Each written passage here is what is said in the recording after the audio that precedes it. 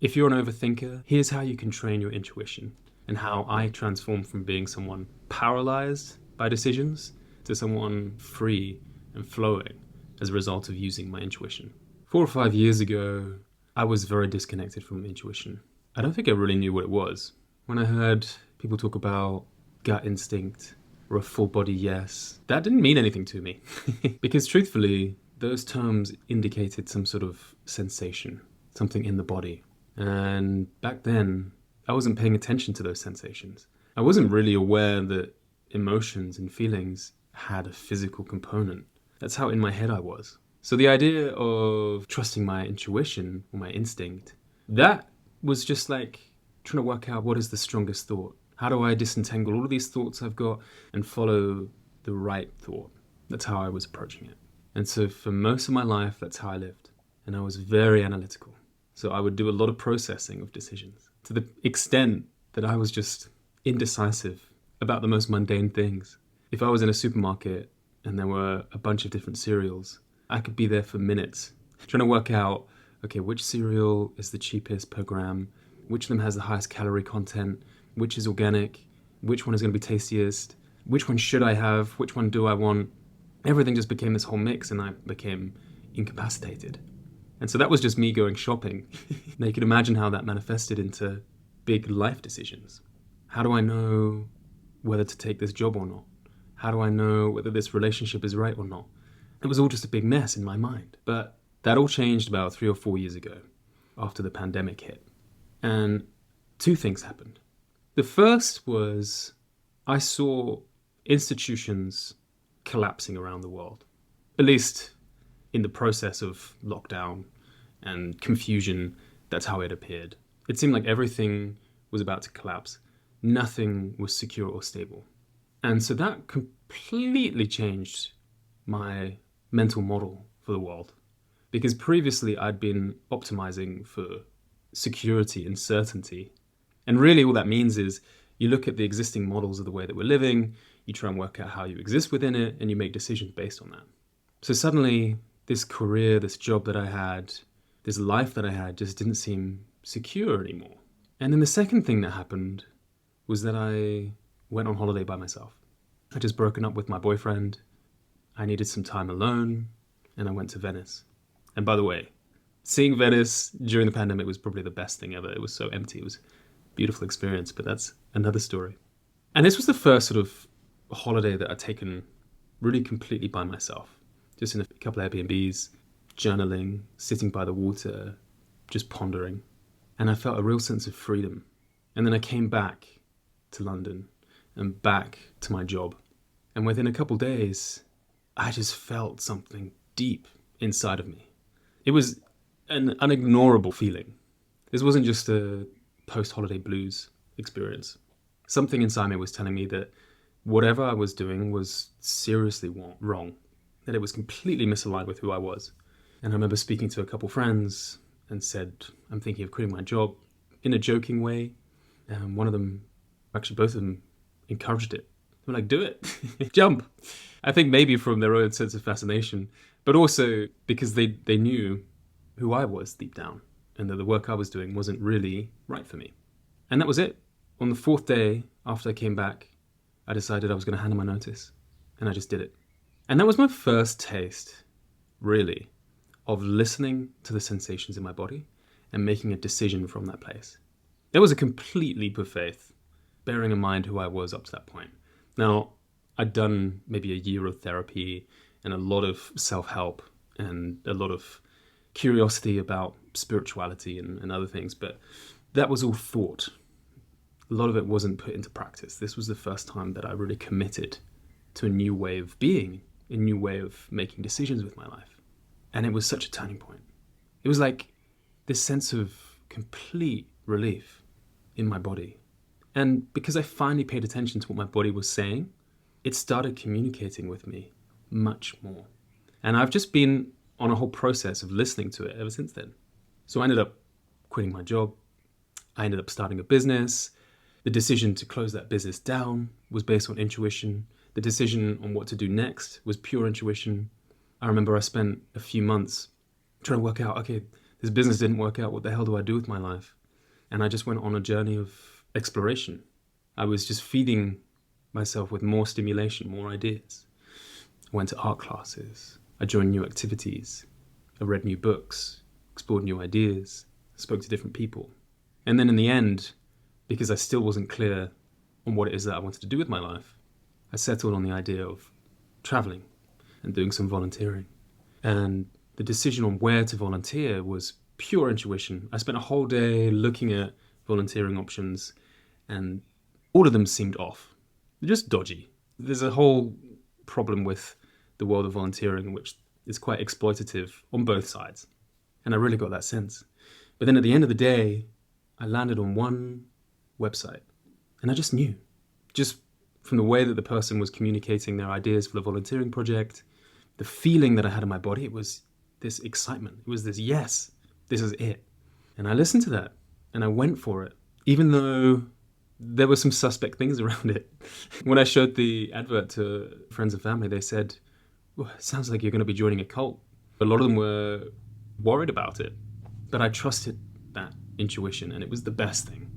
And then from there, ended up doing a 10-day meditation retreat, ended up moving to Melbourne, ended up joining this startup, building this hypnosis app. All of these things were all based on following my intuition. And this business that I'm building now, exactly the same. It's listening to my body. What is it that's exciting me? What is it that lights me up? It's almost like a little tug, a little pull. It's physical, it's visceral. This isn't logical, it isn't rational. And very often it's at odds with what sounds logical and rational. I've moved here to New Zealand after having built a life in Melbourne for a couple of years. It makes no rational sense, and I couldn't explain it to anyone, apart from the fact that it was intuitive.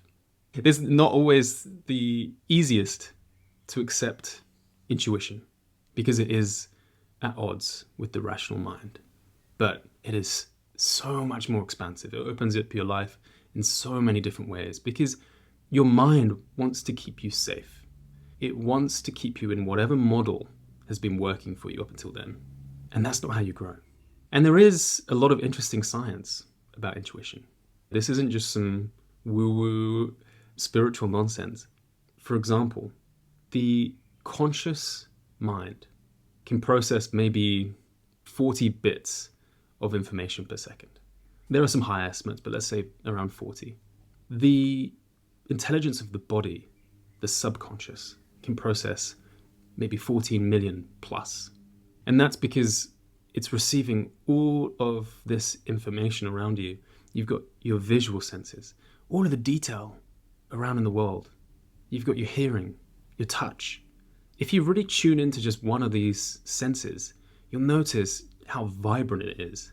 There's a lot of information there, and yet the conscious mind will focus in on just a small amount of it, because any more than that, it's just a flood. Like, how do you even process everything all at once? And so thoughts, just little bits of information that go around in our mind. Now, you can see intuition a little bit like tuning into the subconscious. Your body is receiving all of this information, and it is processing it. It's just processing it in a different way. It's not through words. It's through feeling. So, for example, a firefighter could be in a house that's burning down, and his intuition just tells him the floor is about to collapse. There's no information consciously that he could pick up on that would suggest that. It's just a feeling, and it's because he's been in so many environments that he's picked up subconsciously the cues for the floor about to collapse. And that's true of our lives as well with intuition. So you were picking up information on when you felt joy. You're picking up information on when you felt safe. You're picking up information on who to trust, who not to trust. And it's all absorbed in the body. So the more that you can increase your sensitivity and pay attention to those cues, that's how you tap into your intuition. And it comes from trust. You have to be willing to listen to your body. You have to be willing to put aside the mind that has been in control of your life for so long. And it's a process. I've been doing this for 4 or 5 years now, and it's still hard.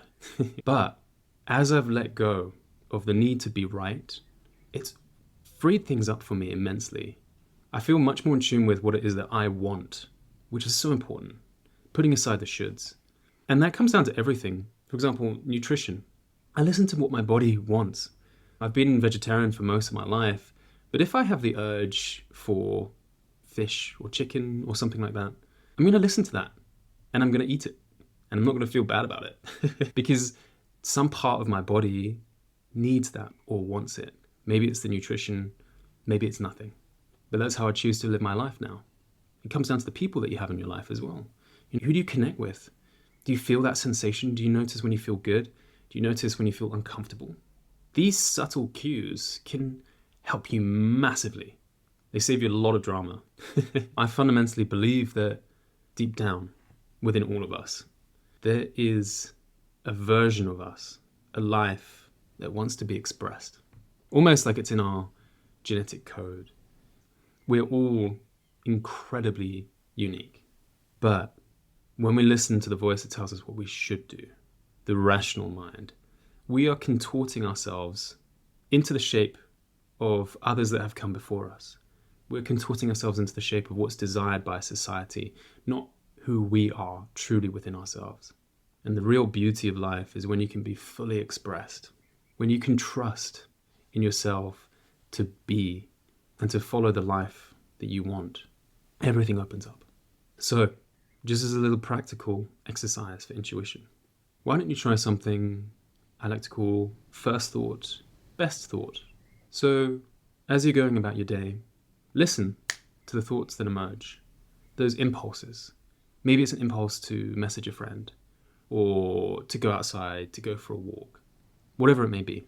When that arises, act on it within the first few seconds and see where it takes you. Because very often what will happen after these impulses is that the mind will come in and it will question them and it will say, oh, I don't want to do that. Now's not the right time, or that's going to be awkward or uncomfortable. And you kill it. Whatever this impulse, whatever this urge was. But try exploring it, see what happens. And there's obviously nuance here.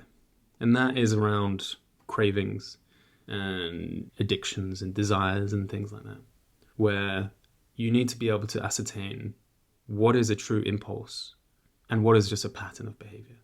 But by at least practicing this, you'll start to gain a little bit more awareness of the two. Something even smaller than this you might like to try is when you go out to eat at a restaurant. If you look at a menu of options, pay attention to where your eyes are immediately drawn and trust it. Go with that option. Don't look through the entire menu and evaluate things and decide, ooh, which do I want? Just go with that first initial option that stood out to you. These little actions, they start tuning your intuition. They start telling your body that, hey, I'm listening, I'm paying attention to what you're saying. And things will start to gradually open up for you.